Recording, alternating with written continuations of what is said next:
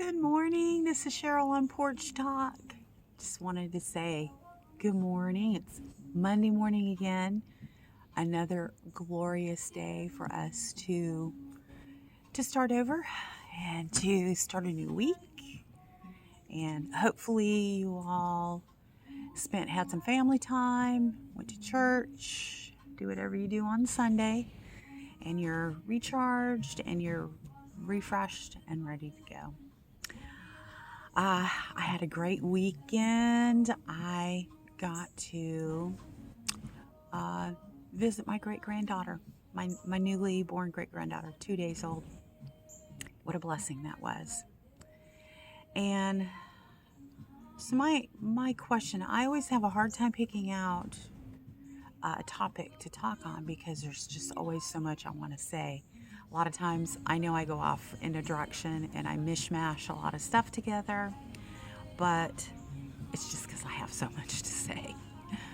First of all, I want to tell my eldest son, my grandchild, my grandson, all the people that I got to spend some really wonderful time together with this weekend, that it was just a blessing for me and that I really enjoyed it. But I don't get away from St. Mary's too often, but when I do, hanging out with friends and family is just really, really something special. And sometimes, so my topic today is are you rich and you just don't know it? So, as we define rich, what is rich?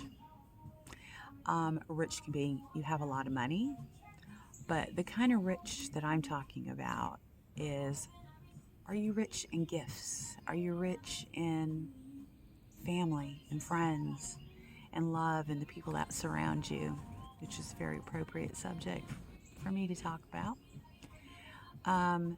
Sometimes because we are missing an element, for instance, tight finances, doesn't allow us to do a lot of things that we want to do. And we watch the world go by us and we think we're really missing out on something. And yes, we have to adjust our activities so that we can do what's within our budget. But richness also comes from here and in here. And I think a lot of people take that for granted.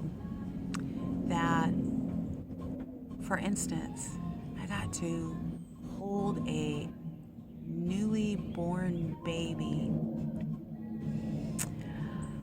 What a precious thing. All babies are precious, and you hold that little life in your hand, and it is, to me, just kind of takes my breath away because it's such a gift from God, and it's just promise of a new beginning. It's a rich gift from God, one of my riches. My children are all dear friends that I have. They make me rich. And living in the place I do, in the area I do, it makes me rich. It makes me feel ultra blessed. And like I say, richness is all in how you look at it. For materialistic people, the richness of the world may be your cup of tea. And I lived in that world for a while. Was married to a man who did very well, had a lot of money, etc., etc., etc. But a lot of rich points were missing out of that situation because of the devotion he had to work, the amount of time he had to work, the amount of time away from the family, and then exposure to money was not good for this particular man. Some people handle money very well. Some people haven't had money and then they get money. They can lose their mind. And unfortunately, he had a lot of difficulties using his money.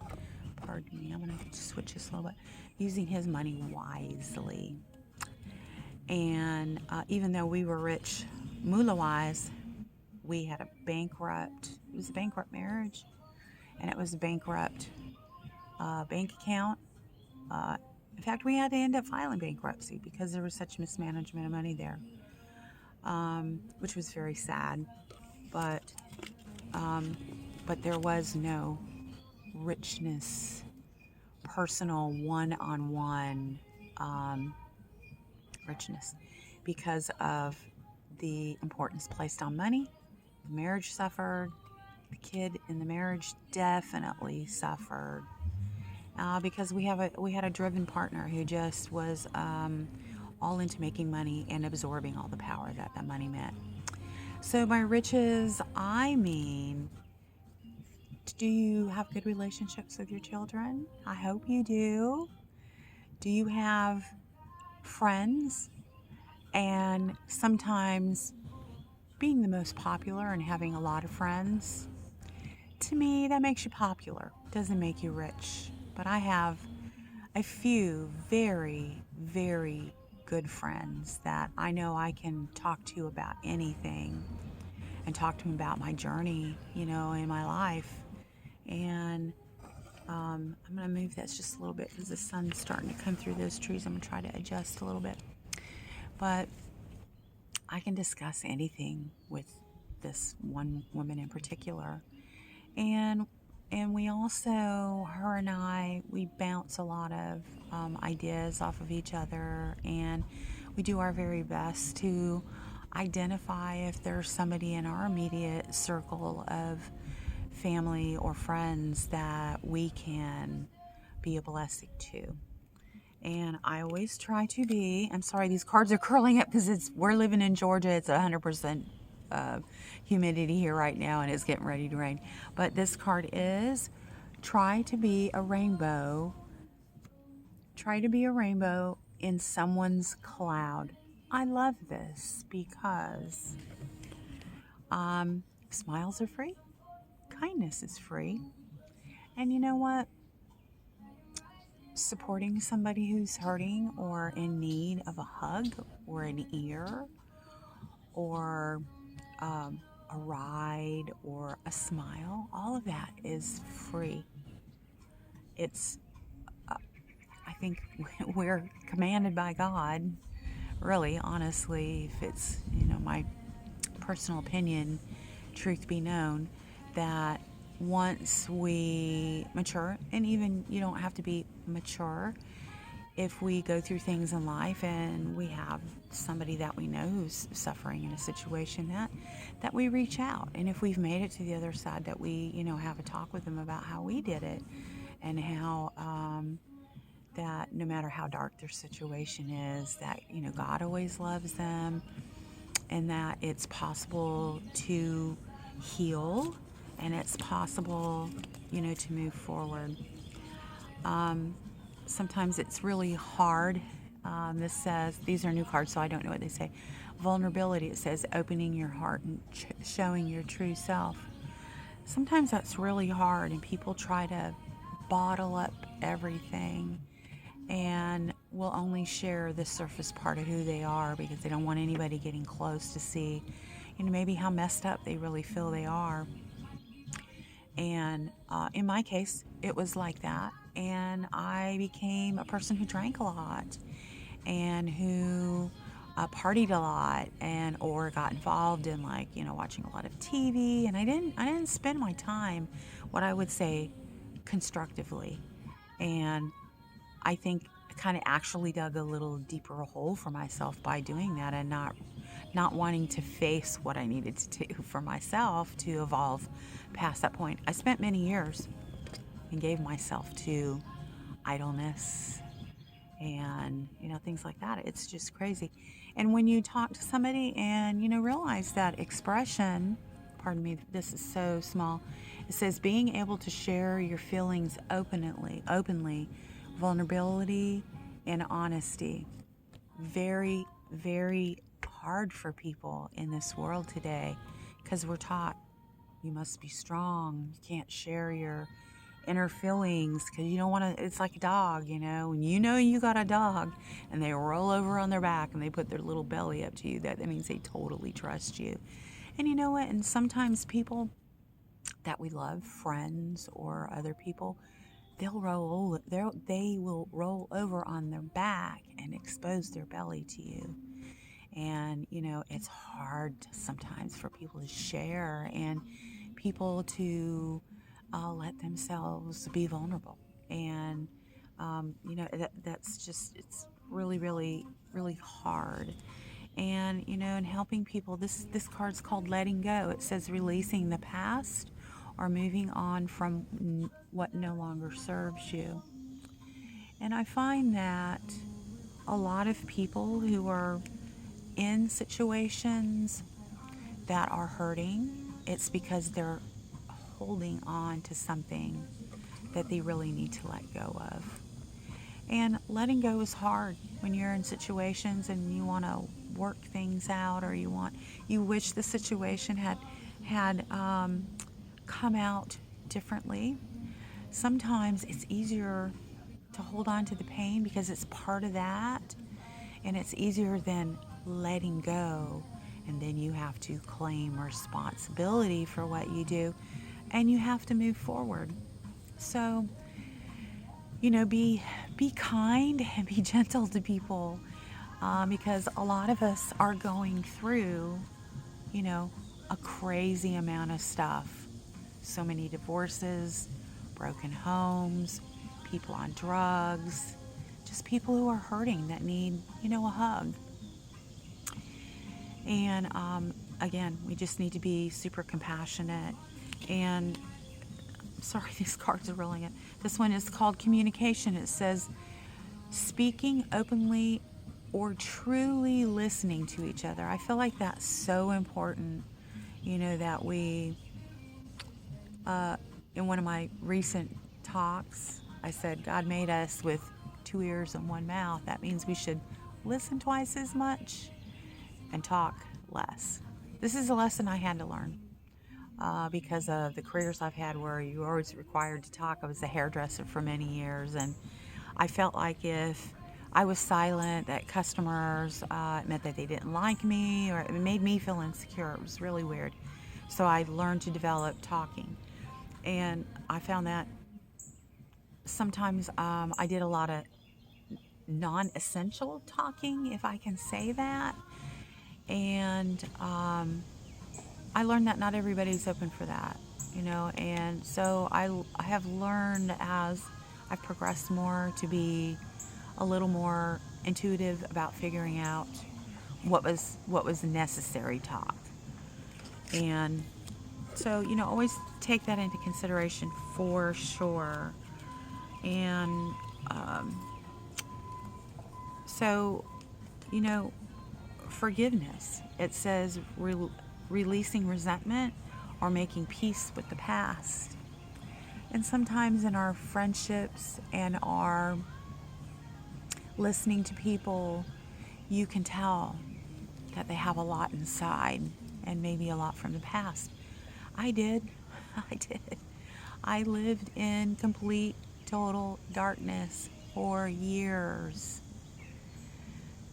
because I didn't want to face the truth, and I didn't want to face the light, and I didn't want to expose my underbelly to the world. I didn't want to appear to be vulnerable because my mother taught me you must always be strong or people are going to take advantage of you. So it was really hard for me to come to this point, and I did it. I took a 5-year hiatus. I did. No dating. Before then, I lost a mate. I ended a relationship. I didn't lose mate. let's get that straight. My lifestyle totally changed. Lost 3 restaurants and just had a lot to go through. And I found that within the 5 years that I committed to stay alone and love me and find out who I was, because I got lost along the way. And I found that I was constantly giving to other people, but I wasn't giving anything to myself. And I realized that by giving things to other people, by hearing their problems and listening to them, that it was kind of a diversionary tactic for me not to have to deal with me. And because I didn't feel like I had anything to really offer. Yeah, I had experiences, but I felt like, people looked at my failures, and people really couldn't see my failures. My immediate people knew. They knew about my life, but people who had met me, they didn't know anything about me. But I just felt like I had failure stamped all over me, and that I had nothing valuable to offer anybody. And that's just not true. As I've gotten more mature and have been able to catalog kind of what my life has been like and why what happened did, and my portion of responsibility there, I've been able to share a lot more and to help people maybe avoid those pitfalls. I made all the mistakes so you wouldn't have to, and I hope that in me listening, or me talking and you listening to me, that you'll be able to discern that I've been a person who's been there. Sometimes we don't listen, we don't learn lessons from other people, but you'll remember this somewhere down the line if you need it. And you know what? When the teacher speaks, the student will appear. And so I feel like there's somebody out here, that needs to hear it. But, so I speak. And I hope that it provides some relief and some comfort, with people not feeling like they're alone. Because I think that happens a lot in this world. And we need to be there for our brothers and our sisters, for sure. We prop each other up, My dear friend, she's propped me up. I've propped her up. I've just, recently took her over to, a friend of mine's house, and they needed us so bad. I never realized, how they really needed just to have other friends who have been through this, and they really opened up and revealed a lot of what was going on in their life. And we actually stayed, a couple of nights there and kind of counseled and went to church together. And I really feel like that person needed us, just needed us. And I was more than happy to give my time, more than happy. But yeah, so I mean, that's part of my journey. I want to heal people so that people don't have to, walk around feeling ripped off. I feel rich, even though all of the mistakes that I've made, everything that has happened to me, I do not let my mistakes define me. I've grown past my mistakes. It's a whole nother world for me now. It doesn't absolve me from anything, but it gives me the knowledge, the rich knowledge that I have to be able to help a brother or sister and help them realize that this happens, and these are some paths that you can take, and just let them know they're not dealing with it alone, and not to let that sadness, that you got to get out there and find a group you're interested in, help some underprivileged people, find things that fill you up, and so it's just so important. And with all that, I have this card that says gratitude. It says appreciate what you have or counting your blessings. I am rich with blessings. I am. Gratitude, I'm going to tell you, I am such a grateful person that it just knocks me down every day. I am sometimes so overwhelmed by the riches I have in my environment, but I'm not a rich person. Not a rich person. But I'm rich in my heart, and I'm rich in my soul, and I'm rich in my mind, and I love people, and I want to share my richness with people so that people can also realize that the richness of the world is temporary. The richness you develop in your soul that you can share with people and you can help people it's invaluable. There's no amount of money that would ever equal my life experience. Do I wish some of it had happened? Yeah, but I also say this. You know what? Maybe the Lord meant for me to go through everything that I'm supposed to go through so that I can be a healer, for other people who are hurting in this world. I made it through, and although I'm still working on myself, as I will until the day I die, um, I can show people the way. I can help people. And people can see through me, through my example, that it is possible. I used drugs, I was on alcohol, I did a lot of things to get people's attention. I was definitely on the wrong path. I know a lot of people who get on that path and they never get off. They don't. They end up dying early because of their abuse that they're doing on themselves, but or they get bitter and they get angry, and I just choose not to be that person. But I will tell you that in my healing process, I have learned to set boundaries. I'm going to read this to you. It says setting healthy limits and protecting your energy. So you're going to get people that see your light because they know that you have maybe information. You can talk to them and help them, but then they cleave on to you and they want to dump everything in your lap, and they don't want to do the work, to do what it takes to heal from those situations. They just want somebody to dump it all on.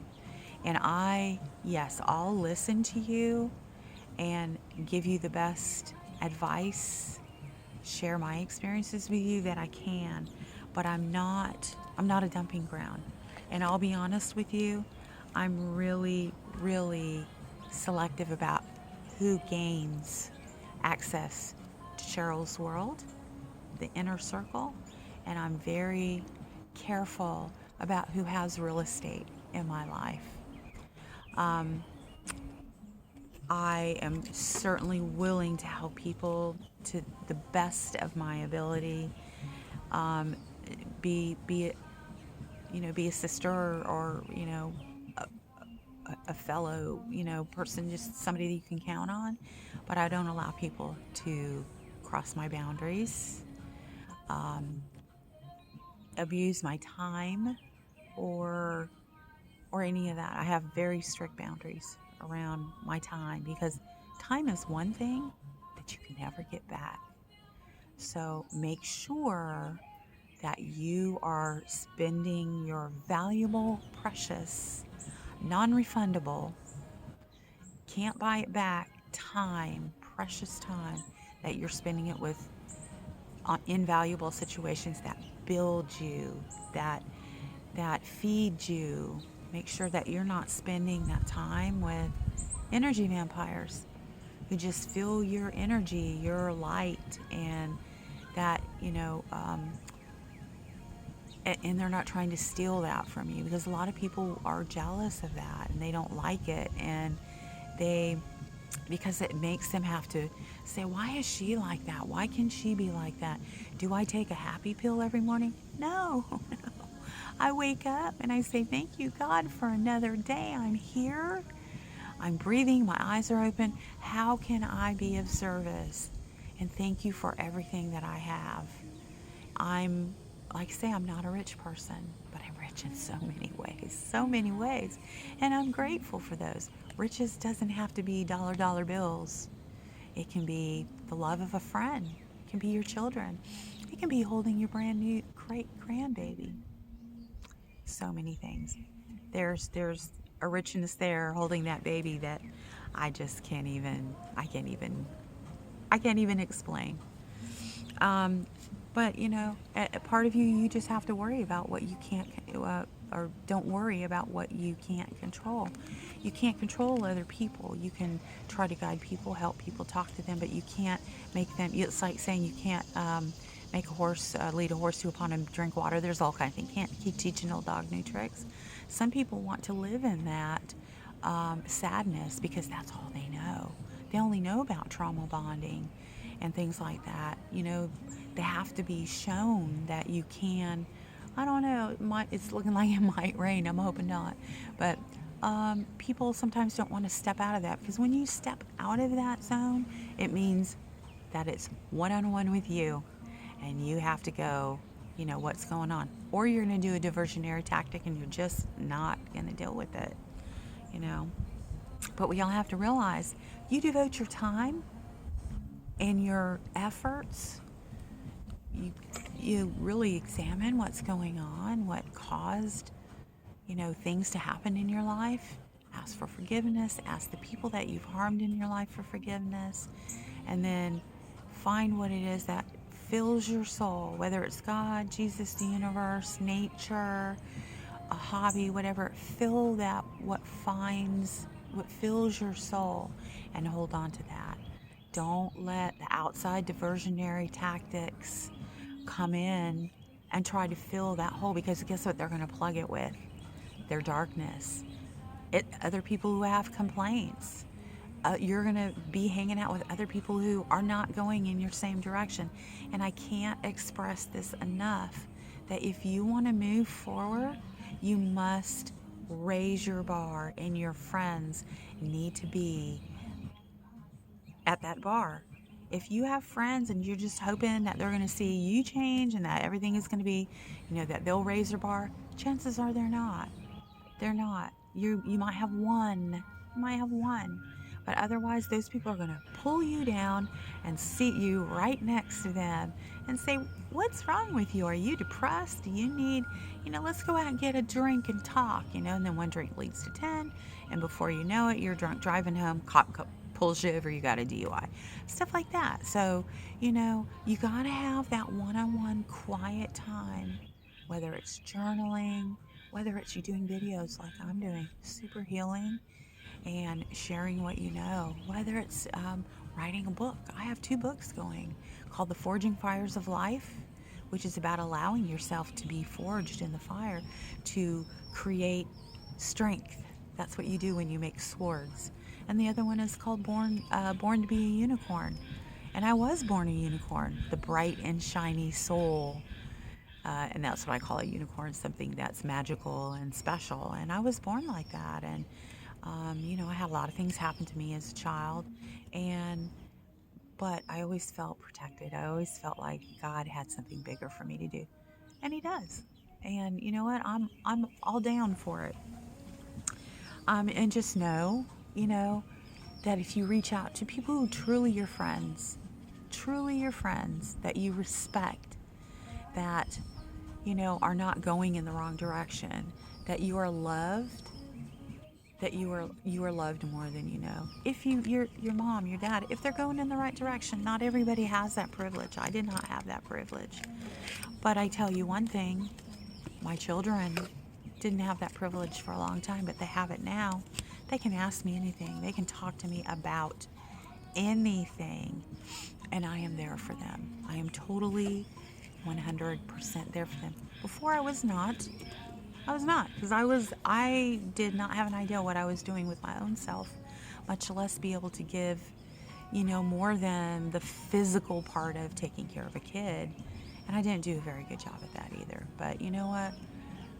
I've asked forgiveness, and so it shall be, and it has been, but not through a lot of hard work. I really asked for forgiveness, and my children now see that I'm not that same person, and it's really just a different ballpark. So don't ever feel like you've done so much in your life that you can never be forgiven for. I had a discussion with a friend this morning, and we were talking about people. I've known several people who really loved God, and they tried so hard to get in the Word and get into it, but they had habits, or they had things happen in their lives, and they never moved out of their chair into the sunlight. Is what I call it. They stayed in the darkness with their shame and their guilt. I did too, until I realized that God loves me and made me just like I am for a reason, and that I made choices, and but I know I'm a super strong soul, and maybe God made me have to go through those challenges so I could help people and love people, to get to better points, so that they could see that you could be a person like I was, and then you can become something much, much better, much happier, just so full of joy, and that life can get better. and that a lot of people say, oh, you're over 40, it's downhill from now. That is not true. I'm 65, and my life is good. It is good. I'm at the best point, I think, in my life that I've ever been. I'm the healthiest I've ever been. I think I look pretty good for my age. I have a lot of knowledge and wisdom, and I enjoy life a lot more because I'm not focused on what the world is whispering in my ear and what the darkness is whispering in my other. I took that 5 years and I focused on me so that I can love me more. And I can learn by going through my past and going through my mistakes that, it didn't finish me off, And I had to realize that I'm here for a reason, And I think the reason why I'm here is to love other people and to show people what love and fellowship is, and how just because you've made mistakes, it doesn't mean that your life is over and done with.